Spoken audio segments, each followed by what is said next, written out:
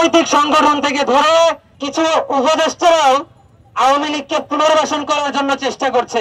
আপনারা যদি আওয়ামী লীগের পক্ষে একটা কথাও বলেন, বিগত সময়ে যারা কথাগুলো বলেছেন তারা প্রকাশ্যে যদি আগামী 48 ঘন্টার ভিতরে মিডিয়াতে যদি ক্ষমা না চান, আমরা আপনাদেরকে বিচারের কাঠগড়ায় দাঁড় করাবো ইনশাআল্লাহ। আওয়ামী লীগের প্রেতাত্মা যারা আছে, রাষ্ট্রপতি চুপ্পু সহ ওয়াকার সহ আমাদের প্রধান উপদেষ্টা যে বক্তব্য দিয়েছে সেগুলো প্রত্যাখ্যান করে আগামী 48 ঘন্টার ভিতরে আওয়ামী লীগকে যদি নিষিদ্ধ করা না হয়, আমরা 64 জেলা থেকে সাধারণ জনতা থেকে ধরে জুলাই যোদ্ধা শহীদ পরিবার যারা আছে সবাই ঢাকামুখী হবো। আবার একটা গণ অভ্যুত্থান হবে।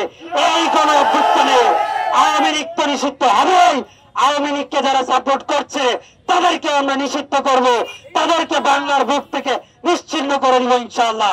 বিভিন্ন রাজনৈতিক সংগঠন থেকে ধরে কিছু উপদেষ্টারাও আওয়ামী লীগকে পুনর্বাসন করার জন্য চেষ্টা করছে। আমরা স্পষ্ট বলে দিতে চাই, আওয়ামী লীগ নামের যে একটা সংগঠন ছিল, এই নামটা পর্যন্ত আমরা রাখবো না। প্রয়োজনে যে 22,000 আহত আছি, আমরা রাস্তায় জীবন দিতে পুনরায় নামবো, কিন্তু আওয়ামী লীগকে পুনর্বাসনের কথা যারা বলবে তাদেরকে বাংলাদেশ থেকে নিশ্চিহ্ন করে ছাড়বো ইনশাআল্লাহ। যারা আওয়ামী লীগের পক্ষে কথা বলছেন, আমরা জানি হত্যাকারী এবং হত্যাকারীকে যে সাপোর্ট করে তারা দুইজনই সমান অপরাধী। আমরা আপনাদেরকে সতর্ক করে দিতে চাই, আপনারা যদি আওয়ামী লীগের পক্ষে একটা কথাও বলেন, বিগত সময়ে যারা কথাগুলো বলেছেন তারা প্রকাশ্যে যদি আগামী 48 ঘন্টার ভিতরে মিডিয়াতে যদি ক্ষমা না চান, আমরা আপনাদেরকে বিচারের কাঠগড়ায় দাঁড় করাবো ইনশাআল্লাহ। আওয়ামী লীগ এই বাংলাদেশকে ধ্বংস করে দিয়েছে। আওয়ামী লীগ 17 বছরে বাংলাদেশকে তিলে তিলে নষ্ট করে দিয়েছে।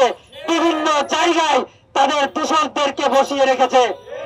আমরা এখন জুলাই গণ অভ্যুত্থানের যারা যুদ্ধ আছি, শহীদ পরিবারের যারা আছি, তারা যখন আমরা একটা সেবা নিতে যাই, এই দূষররা যে আমলার জায়গা থেকে তারা বসে আছে, তারা বিভিন্ন জটিলতা দেখিয়ে আমাদেরকে কোনো সহযোগিতা করছে না। আমরা চাই না তারা যাতে আমাদেরকে আবার পুনরায় রাস্তায় নেমে আসতে বাধ্য করে। আমরা চাই তারা যাতে সহজভাবে মেনে নেয় বাংলাদেশে একটা গণ অভ্যুত্থান হয়েছে, একটা স্বৈরাচারের পতন হয়েছে, সেই জায়গাটা থেকে সেই বিষয়টাকে তারা সহজভাবে মেনে নিয়ে আমাদেরকে পুনরায় সহযোগিতার হাত বাড়িয়ে দিবে।